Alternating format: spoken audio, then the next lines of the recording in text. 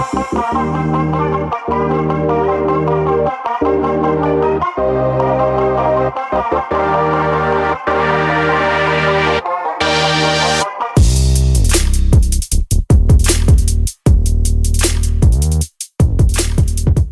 you for checking out Real Talk Personal Finance. Shit's about to get real. Cash Flow King with you today. And today in episode 33, 2022 year-end reflection. And boy, what a year it's been. Today's show is going to be a little bit different. I've essentially divided it per my outline into two different sections. In the first section, I'm going to talk about 2022 year-end reflection on the podcast. And then in the second section, I'm going to talk about 2022 year-end reflection on personal finance. So this will be a little bit different, and I'm not sure how much I've actually talked about this on the show, but this podcast was started on January 7th, 2022. So depending on when you're listening to this, today is December 18th, 2022 on Sunday. I started this podcast basically a little over 11 months ago at the beginning of the year. And I did that essentially by accident. So I remember for the longest time, and as I've mentioned to those of you that have been listening from the beginning, I am a licensed and credentialed financial advisor. I'm a certified financial planner, among a couple of other designations. And this is not a show that I can freely have and sort of have my real name and my real face. I'd love to be able to do a YouTube channel and things like that. I just do this show for education and entertainment. It's something I've always wanted to do, but that's why myself and everybody else that's ever come on the show, we go by these fun sort of fake names just because we're trying to remain anonymous. Hence my name, Cash Flow King, on the show, as I'm sure you'd gathered by now, is actually not my real name. But this started by accident. I had been thinking about starting a podcast for the longest time and knew that I quote-unquote technically couldn't do it, right? Our compliance folks would have a freaking just shit their pants and say absolutely not. So I had to go and kind of do it anyway in this style. And I realized at the beginning of the year, I was like, you know what? If I wanted to start a podcast, I don't even know, like, how do people start podcasts? You know, I have the little iTunes thing on my iPhone where the little podcast app, right? If I click on that little purple icon, there's these different podcasts from different topics and genres that pop up, and I listen to them and I follow and subscribe to some shows. But how the hell do you get something like that out there on your own? And I had no idea. And so I decided to do a little Googling, do a little research, checked out some YouTube videos, and as you might imagine by now, if you've heard some of the recent shows about us being an affiliate for Buzzsprout, I stumbled across Buzzsprout as sort of a easy way to host and have a podcast and everything podcast related. I remember one of my technology buddies one time when I was debating, do I want to get an iPhone? Do I want to get an Android? Do I want to get something else? And he basically said, hey, if you want something simple, straightforward, fairly user-friendly, and just intuitive, you might want to go with the iPhone. If you're a real tech-savvy person and you're into technology and you can kind of figure a lot of things out on your own and you're more familiar, you might want to go with a different type of device. And I think at the time, Android was the one in question, and I'm sure there's many others. So Buzzsprout, at least in my opinion, was a way to sort of get a podcast started. I had no clue what the fuck I'm doing, right? I still really don't, and I'm just doing this for fun. And I'm like, all right, let's check this out. So how do I do this? And anyway, had a little bit of assistance. That same buddy of mine was the one that turned me on to some free editing software. He kind of showed me how to use it a little bit. So right when I was getting started with the podcast, I soon then after was able to edit it on my own, which is probably my least favorite part of doing these podcast episodes. But anyway, Buzzsprout was cool because it was one place I could launch the show and, you know, just very user-friendly. So shameless plug, again, if you're interested in starting your own podcast coming into the new year, we are a Buzzsprout affiliate, and if you use the link in the show notes, you will get a $20 Amazon e-gift card after your second paid month of membership. There's a bunch of different types of membership plans. The one that I use for this show, just to be completely transparent, it's not all that expensive. It's like $12 a month. So when I started this podcast, I think it cost me, I don't know, maybe between $150 and $200 for things like like a nice microphone with a stand and a little pop filter and some things like that. And then, of course, to get started with Buzzsprout, that's been an ongoing expense of $12 a month. So the show is basically, I don't want to say free because it's not, but once you get it up and running like this, it costs me very, very little. So I'm using this microphone. I might actually be able to put a couple of links in the show notes for equipment, or if I don't end up doing that and you want to know the equipment we're using for the show, feel free to just shoot me an email over at the show's email, which is realtalkpersonalfinance@gmail.com, and we'll try to send you out a link if it's something you're interested in.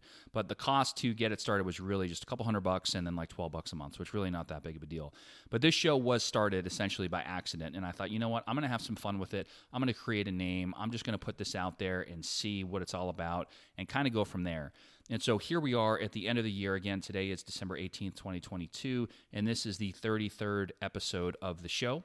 I'm still trying to figure out really what I want this podcast to be, and I just want to take a moment to thank everybody who has supported the show over the past year, and hopefully will continue to support the show going into 2023. It really does mean a lot to me. I can tell you that it's really nice to just be able to log into a platform like Buzzsprout and refresh a couple things and see where the listeners are coming from and how many new countries we're in and who else is listening from different cities and states around the United States, which is, again, this is a U.S.-based show.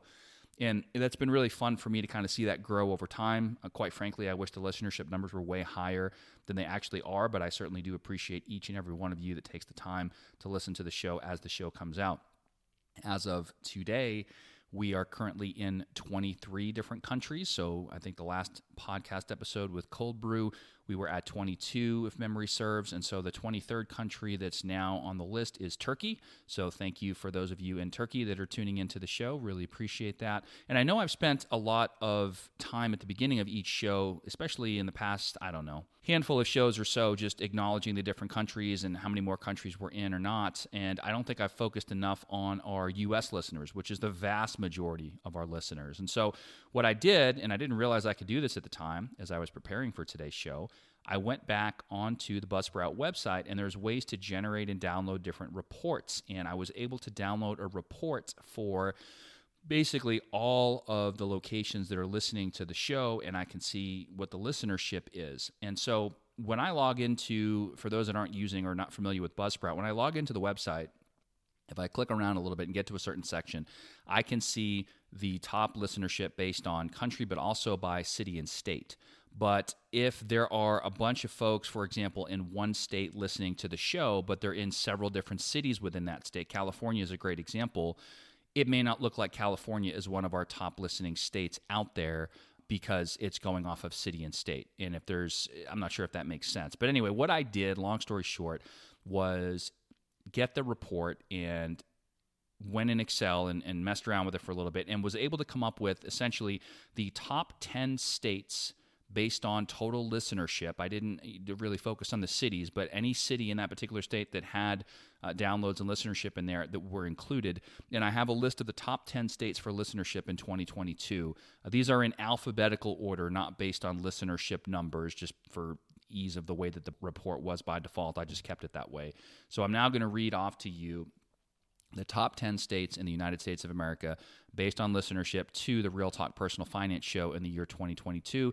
Again, we appreciate all of our listeners. If your state is on here, awesome. If it isn't, again, please feel free to share the show with whomever you think might benefit from it in hopes to get you on the list for next time. So, without further ado, here are the top 10 states, again, in alphabetical order for 2022 based on listenership in the United States. First, we have California, Florida, Georgia, Indiana, Kentucky, Massachusetts, New York, Ohio, Pennsylvania, and Texas. California, Florida, Georgia, Indiana, Kentucky, Massachusetts, New York, Ohio, Pennsylvania, Texas. So thank you very, very much from the bottom of my heart to everybody everywhere, but especially in those 10 states that continue to listen to the show and support the show. We really do appreciate it. I do want to read a recent review that came in. I started doing this some time ago, and then I kind of got away from it. So I'm going to try to remember to do this as new reviews come in. I will say we don't have nearly as many reviews as I'd like to see for the show, but we did have an interesting one here that came in. So let me see if I can read it. Okay, this one is from Ajone Tone, A-J-O-N-E. I don't know if that's Ajone or AJ1 Tone. And the title says, it's 5-star review out of 5 stars, straightforward and honest. I love the approach and clarity in different topics. There are many hats a person can wear, but his approach is honest and to the point. Can't get any better than this. So thank you very much, and I hope I didn't butcher your name, Ajone Tone or AJ1 Tone, whoever you are. We really appreciate your feedback and your rating for the show. And if you feel like we've earned it, and only if you feel like we've earned it, please consider leaving a 5-star rating and review on your podcast player. This one happens to be on the iTunes podcast, but you can leave it anywhere that you are listening to the show, or you should be able to leave it anywhere that you're listening to the show. Looking back on the guests that we've had on the show, we've had 4 different guests on the show in 2022. We started off with our first guest, and the one that's been a repeat guest 3 different times in 2022. That is Cube Crusher. We also had an episode at the beginning of the show, I believe it was episode 8, with the Travel Queen. She's been on once. She's told me repeatedly that she's coming back. I'll believe it when I see it. I really hope we do get her back. I know she's been really, really busy with a lot of different things, namely traveling, and so hopefully we can get her back on in 2023. No promises, though. We also had O-Dog, who came on during the real estate segment, and we did an episode on syndications and passive real estate investing with O-Dog. And then most recently, we had Cold Brew, who came on the show where we talked about money personalities, which was the episode immediately before this one. So just a quick ask of all the listeners, who would you like to hear more of? Did you enjoy any of those guests, all of those guests, different types of guests that you might want to see? Feel free to email the show. Again, our email address is realtalkpersonalfinance@gmail.com. You can also click the link to email the show in the show notes. We've put that there now for every single episode, so it's really easy to just click and send us a quick email. So I wanted to take a little time at the beginning of the show just to do, again, a year-end reflection on the podcast. I am, again, trying to really figure out the direction ultimately that I want to take the show. I've gone back and forth with, do we want to make it guests only? Do we want to have listeners participate in the show and almost do like a call-in sort of format?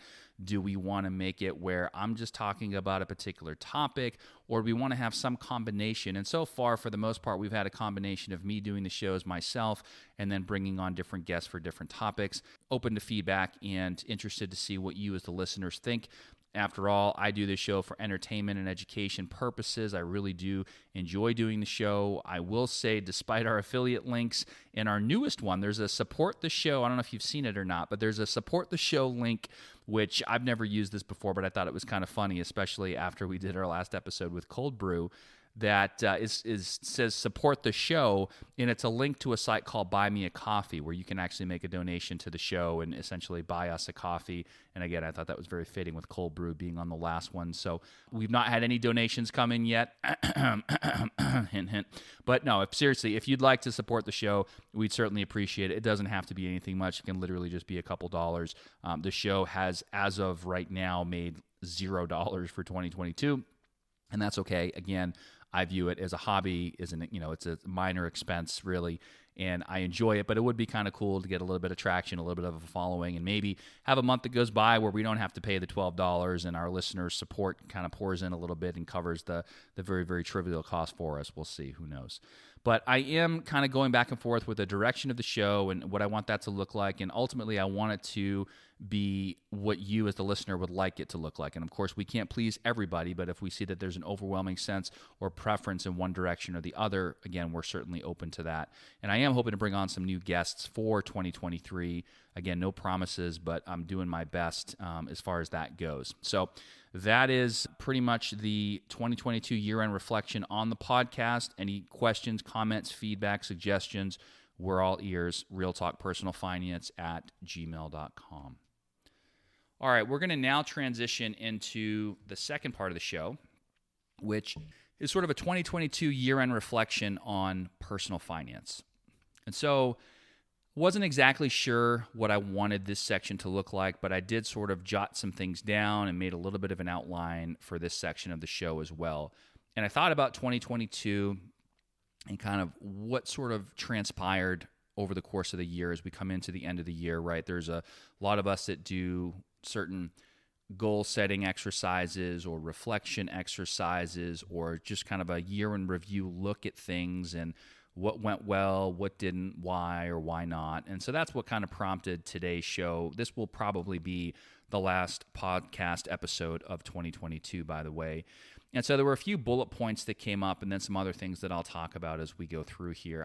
So the first one is we're still dealing with and have been dealing with the implications of the pandemic, right? And that's weighed on people in different ways. I know people who have lost loved ones. I know people who have lost jobs, people that, all kinds of unfortunate situations and circumstances resulting from the pandemic, not necessarily just in 2022, but even in the prior years since the pandemic started. So we've all had that to deal with, right? A lot of us are either working from home or working hybrid or perhaps still having to go in and not being able to work from home. And no matter what your situation is, it's created for a lot of people a lot of mental health considerations. And I've noticed that just in talking to people in my personal circle and even at my position at the company that I work for, there's a lot more focus on people's mental health and what can we do to make sure that mental health is top of mind across the board, whether that's taking extra time off or designating certain days as mental health days or encouraging people to use resources of their organization to get help if and when they need help, right? That's something that's been on a lot of people's minds and of the utmost importance here in 2022. We've had the continued roller coaster in the stock market. If you've checked your accounts at all, some check their accounts more often than others, but you've probably seen some pretty large swings in both directions over the course of this year. And there's a lot of different reasons for that. But another thing that seems to be top of mind is we've had some challenging, depending on your perspective, things going on in the interest rate environment. We've had rates, for the most part, continue to increase consistently. There was just this past week another 50 basis point or 0.5% hike by the Federal Reserve. So interest rates are continuing to go up pretty much across the board for different types of products, and that has different implications depending on if you're talking about stock markets or bond markets or borrowing or lending and so on and so forth. It affects everybody a little bit differently, but I think for the vast majority of people as consumers, as individuals, it's been top of mind in making things more challenging for a lot of people. And if that wasn't bad enough, we've had inflation, right? You hear about inflation all the time, and there's different measures of that. And yes, there seems to have been a little bit of a dip lately, but that's reported inflation depending on the metrics and the indices that you're looking at. There's been discussion on other podcasts about somebody's personal inflation rate and how that's different for everybody. So we're not going to spend a lot of time, really any time going into that. But inflation as a whole, whether that affects you in a positive way or for the most part, most people in a negative way, that's something that we've all had to deal with in 2022. So when it comes to personal finance, there's a lot of stuff going on, right? You got, as I mentioned, pandemic related things, you got mental health, you have stock markets and bond markets and interest rates and inflation. And then you think about your own personal situation as it relates to all of that, whether it's just your consumer spending or your housing or your loan costs and debt costs for different types of debt, to your investments, to your cash management strategy, the whole nine yards, right? It affects everything and everybody in different ways. And so I think in any given year, we can look back and say, wow, we've all been through a lot. But, I took some time to think about this, and I had a really interesting year myself, and I don't want to make this episode specifically about me, but that's who I know because that's who I am and that's what I can talk about. And one thing that kind of came out of that was that, we can only control what we can control. And I think as we think about that, it really starts with understanding ourselves. And as I've mentioned on the show before, our own personal investment philosophy, which I'll talk about in a little bit. And I've spent a lot of time thinking about that lately. First of all, starting with understanding ourselves.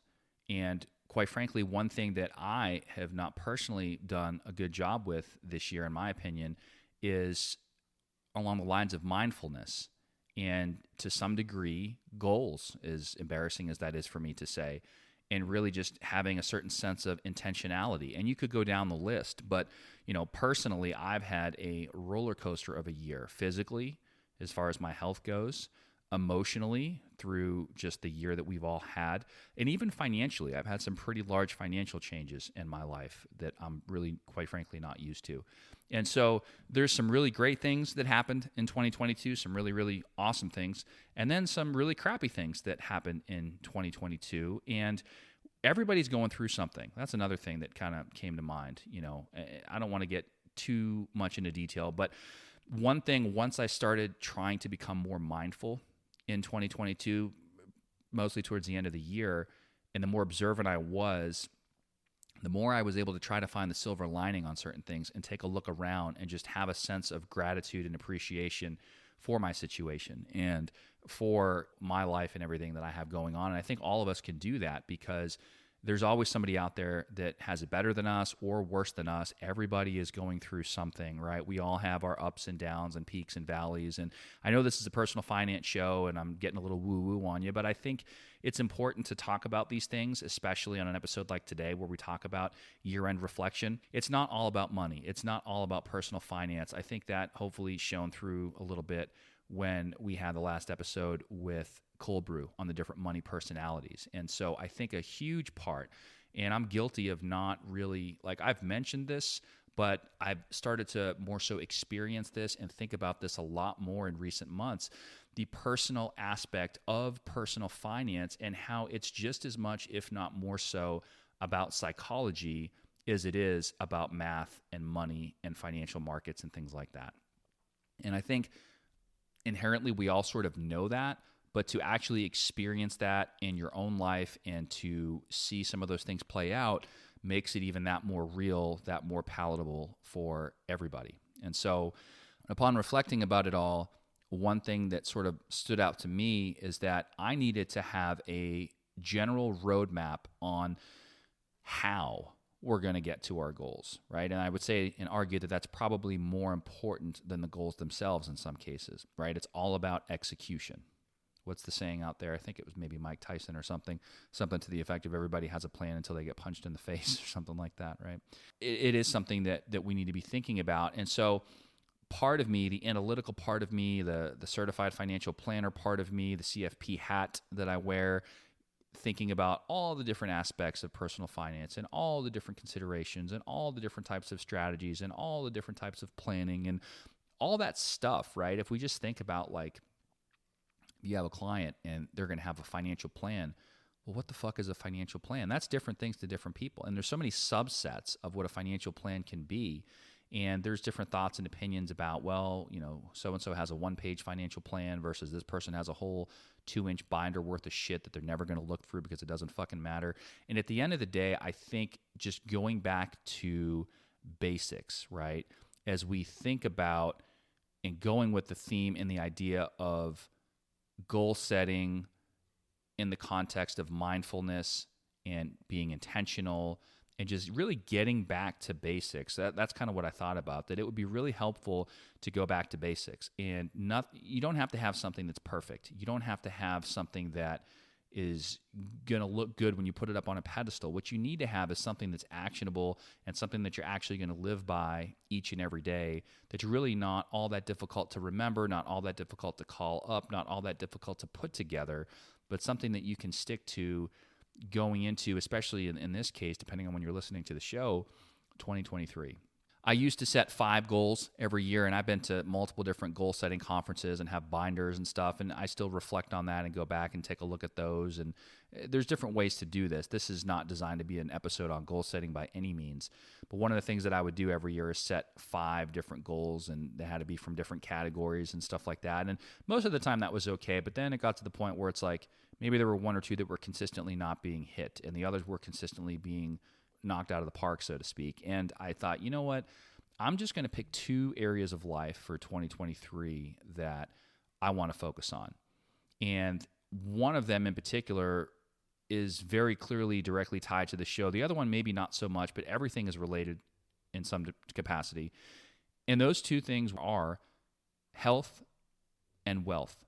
And so for each area, I've done one of these already. The other one is a work in progress, but I am creating, or in the case of the financial part of it, have created sort of a roadmap or kind of a personal philosophy, quote unquote, which outlines both thoughts and beliefs or tenets, however you want to call it, as well as metrics on execution, which is basically the how.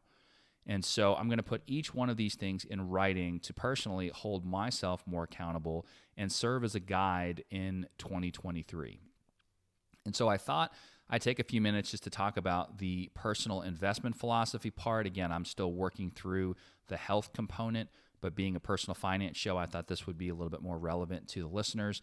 And so that's what I want to spend just a few minutes talking about. And I'll give you a few examples of kind of how I put this together. And this actually, I got to give some credit here to Scott Trench over at Bigger Pockets. Recently, I don't like to promote other people or shows, but kudos to him for putting something together that kind of really got me thinking about this. And they did a podcast not too long ago about personal investment philosophy. And so I kind of took a look at his sample template and what he had and just extrapolated what I thought was useful and made it my own and came up with a couple of new and additional sort of categories and put something together for myself and for my family. And so that's sort of what's going to guide the rest of our little conversation here today. Personal investment philosophy, right? This ties into really past shows on everything from the most recent show with Cold Brew on money personalities to all the way back to episode 2 on something as simple as what level is your emergency fund, right? And everything in between. And the one thing that I've learned this year with regard to personal finance is that, and I've experienced this firsthand and truly, I think, have a better appreciation and understanding for this now than I ever have. And that is, the math doesn't matter if the emotions aren't in check. I'll say that again. The math doesn't matter if the emotions aren't in check. And it all goes back to that theme, which we've talked about on this show several times, of the fact that personal finance really, truly is personal. And we've said that, like I said, many, many times on the show before. One topic that comes to mind that I've kind of grappled with in different ways, right? There's a part of this that I'm able to do, and there's a part of this that I found through my own emotional structure that I was not able to do. And that is positive financial arbitrage, which we've discussed on the show previously several different times, right? The idea of essentially borrowing at a lower rate and investing at a higher rate and keeping the difference in between, right? The whole idea of, hey, in the example of real estate investing, I'm going to borrow money at a lower rate to invest in a rental property and get a higher rate of return. And essentially the difference between the two is my positive financial arbitrage. And the larger of a scale I can do that with, essentially the more wealth that is created. And you can talk about that in the context of real estate investing. You can talk about that in the context of stock market investing. You can go down the line, right? Businesses, whatever. And if you can do that and emotionally be okay with that, that's great. And as far as the real estate stuff goes, I still to this day have no problem with that. But what I did notice is on some other items, right? So at one point I had a margin loan where I collateralized assets in a brokerage account and then used that borrowed money to invest in other things that would produce a higher return. Same concept, positive financial arbitrage. But I really couldn't stick to it. And one of the reasons for that was it was tied to an account that I looked at extremely frequently. That's number one. Number two, in that particular case, the interest rate on that margin loan was variable, and as rates were ratcheting up, I saw the direct effects of that, which made me a little bit uncomfortable. But at the end of the day, if you looked at it in the context of the overall portfolio, it didn't matter. It was a drop in the bucket from a mathematical standpoint. But I exerted a huge amount of mental energy on something like that. And expending just way too much mental energy on something for certain tactics, I've come to the decision that it's simply not worth it. And so I've made decisions this year to pay off some things a little bit early with extremely low interest rates, depending on the situation, simply because from an emotional standpoint, That made the most sense for me, even though I could have taken the same dollar and paid off something at a slightly higher interest rate, right?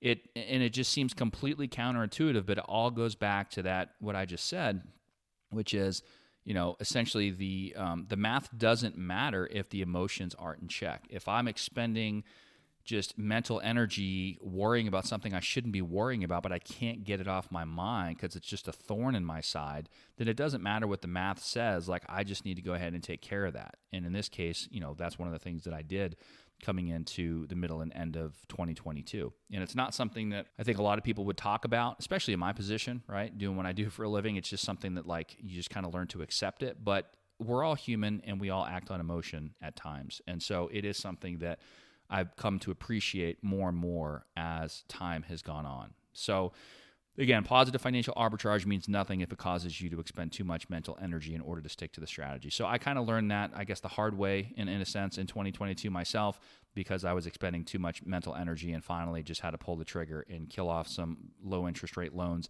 that were kind of in my face every day. And even though that might not have been the best quote unquote financial or mathematical decision, it's something that I had to do from just an overall personal finance standpoint. I just thought I'd spend a minute or so talking about that. Personal investment philosophy, right? So essentially what we're talking about here is just having core beliefs or core tenets that support an underlying or guiding goal.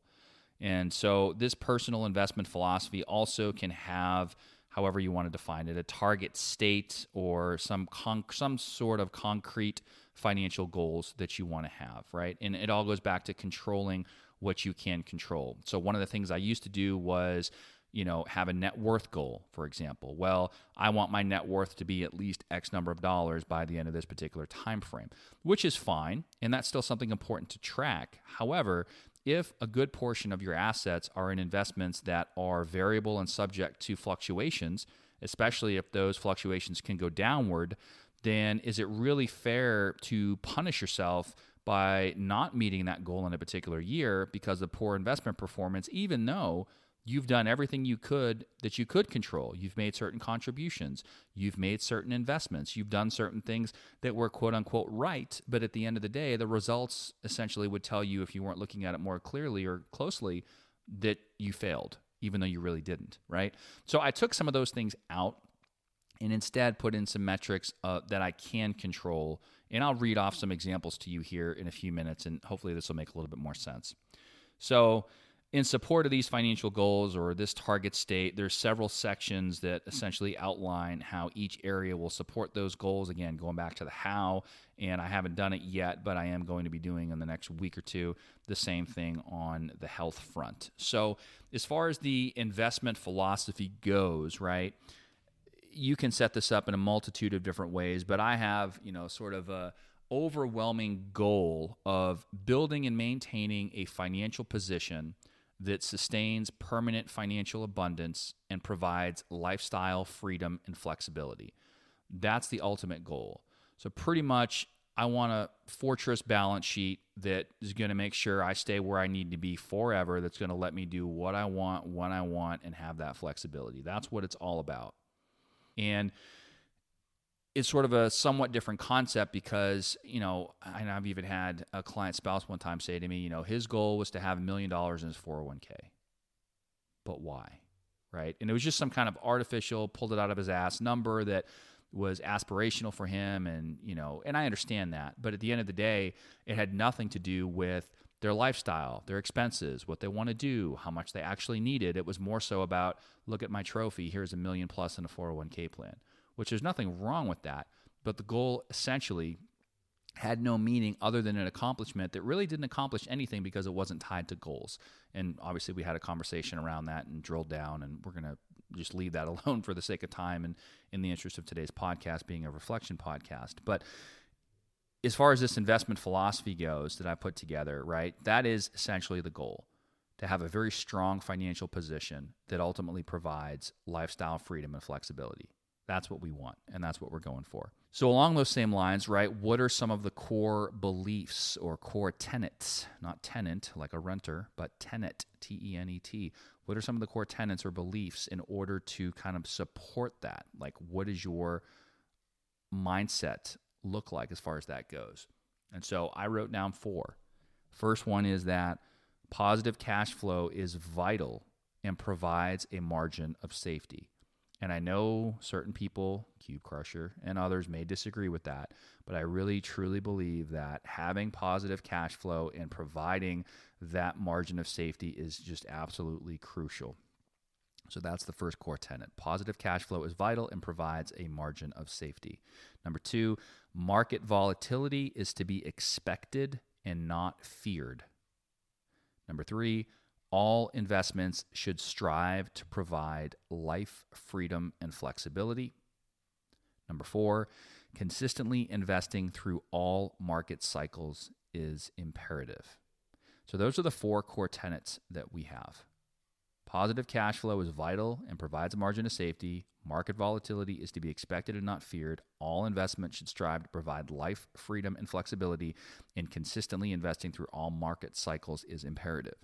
And if I look at that, and I'm guilty of this, going back earlier this year, the number one on there, positive cash flow is vital and provides a margin of safety. And I can honestly tell you that I personally violated that rule. And had I had this document in writing and looked at it and reflected upon it before making any one-off investment decision, I probably would have come to the conclusion that this investment should not be made. And I think I talked about this in previous episodes. I can't remember. I probably did. But I bought a rental property, a turnkey rental property in 2022 for the first time ever that on paper did not cash flow, which goes against everything. It goes against my number one fucking rule on here, right? Positive cash flow is vital and provides a margin of safety. And what did I do? Exactly the opposite. Why? Well, I looked at it from the standpoint of 5, 10, 15 plus years from now, I'm going to be really happy that I have this investment. I looked at it from a total return standpoint, and here's why this is still a good idea. And, you know, it's basically a break-even proposition if you underwrite it the certain way. And my estimates, as I mentioned on previous shows, are fairly conservative as far as that goes. So technically, if you didn't factor in certain expenses or you went a little bit light on your assumptions, it would cash flow a little bit. But the way that I like to do my reserves and everything, I think it loses like $30 a month or something like that. So it's basically break even. And my excuse, if you will, at the time as to why I made the investment was, if you look at it in the grand scheme of things in the context of the overall portfolio, this is an asset we're going to want to own way, way down the road, and putting this one asset into an already cash flowing and strong portfolio is not going to tank the portfolio, which is true, but it still violated the whole idea of positive cash flow is vital and provides a margin of safety. So now, in order to make sure that one property is okay, I have to rely on other properties or cash flow from other investments to provide that margin of safety, which that home on its own should have provided for itself. We're kind of in a situation now where we're considering purchasing another rental, which is probably going to be the same situation where it would be break even and possibly even lose a little bit of money in the beginning. And as tempting as it is to do that, now that I put this document together and I'm going to hold us to it, as painful as it might be, because this provider is fantastic and I would like to buy pretty much everything I could from them, we're probably going to have to take a pass because it violates one of our core tenets as far as investment philosophy. It violates the fact that positive cash flow is vital and provides a margin of safety, right? There's a couple folks out there way back in the day that had a podcast, and they had this line that stuck with me that said, if it doesn't cash flow, let the grass grow.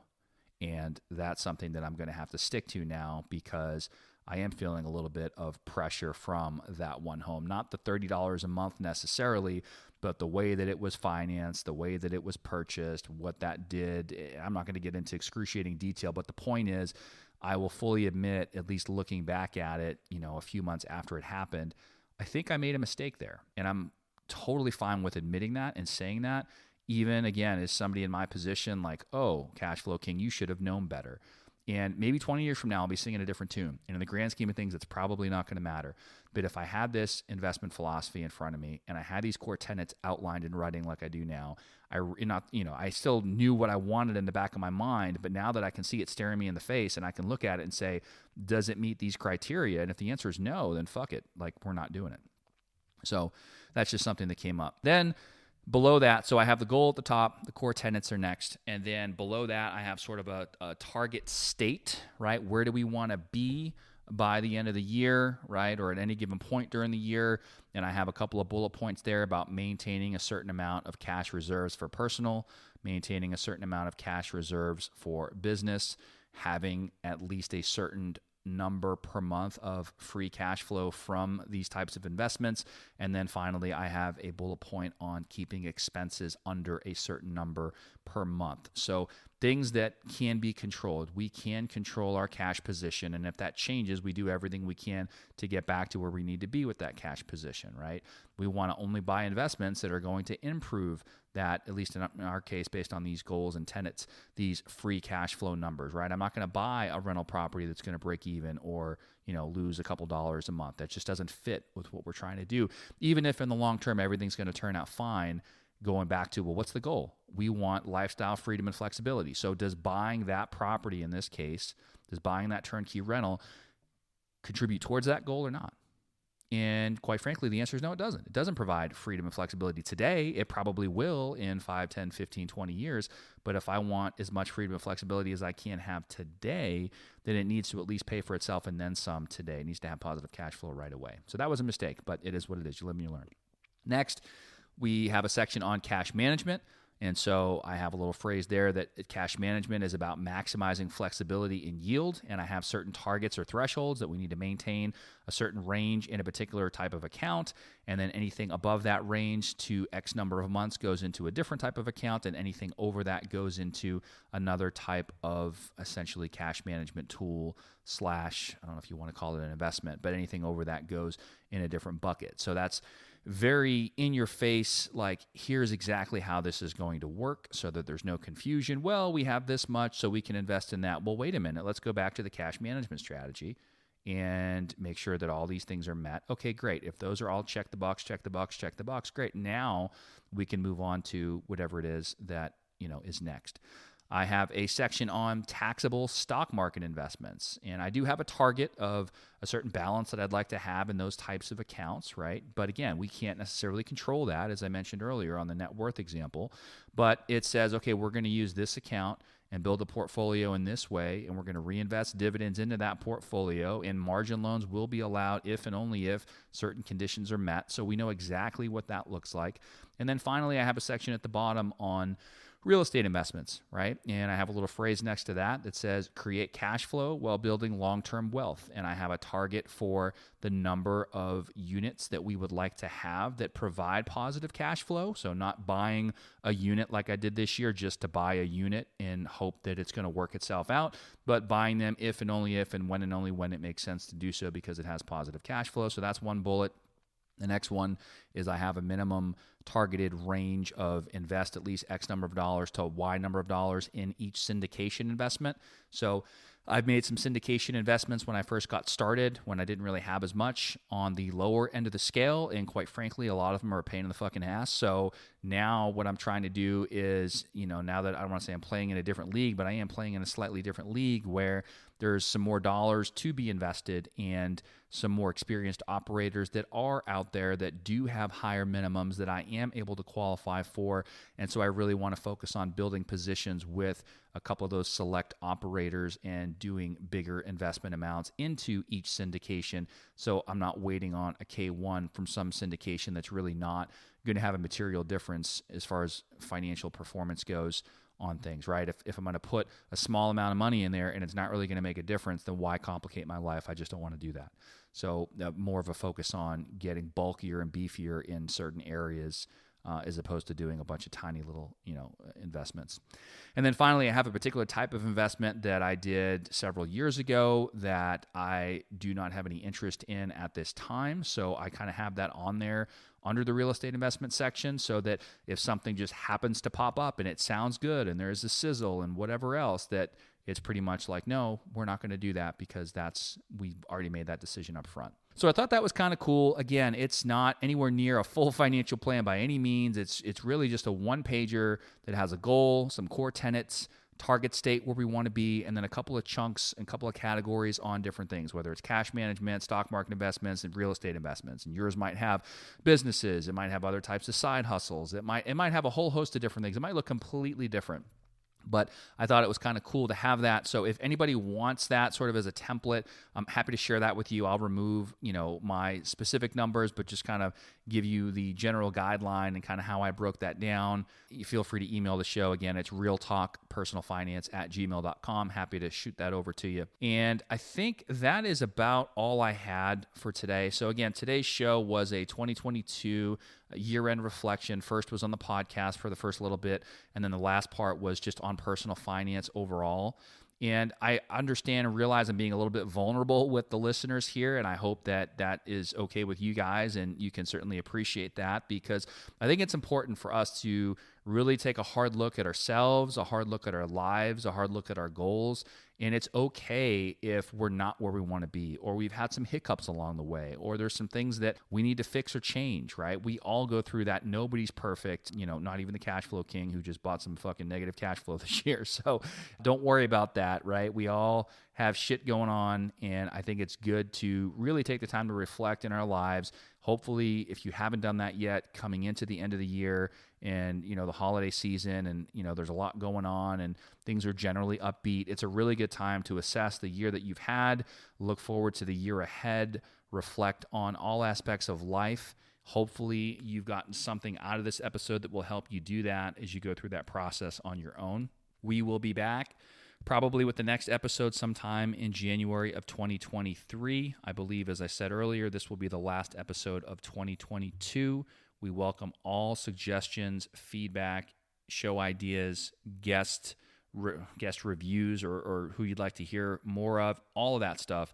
Again, feel free to email the show by clicking on the link in the show notes or shooting an email to realtalkpersonalfinance@gmail.com. Again, if you're thinking about starting a podcast of your own on any particular topic, we are a Buzzsprout affiliate. So if you use our link, you will get a $20 Amazon e-gift card after your second paid month of your show. Again, the plan that I have, I believe it's the basic plan on this show, so I'm paying $12 a month. It's really not going to break the bank, right? It's a couple cups of coffee, a couple cold brews, and so feel free to check that out. And then if you are doing some last-minute shopping and stuff and you forgot something at the store and you need some groceries for whatever holiday you're celebrating this time of year, feel free to use our affiliate link for Instacart. You will get free delivery on your first order of $35 or more if you use our link in the show notes for Instacart. And if you'd like to buy us a cold brew and you just want to say thanks for doing the podcast this year, there's a support the show link where you can buy us a coffee. We'd really appreciate that as well. So happy holidays, happy new year to everybody. Hope everybody enjoys this time of year. Take some time with yourself, for yourself. Also, hopefully you get to spend some time with some friends and family and so forth. And until 2023, this is the Cash Flow King signing off for 2022. We will see you in the next episode. Check the mic and make sure it sound right, boys.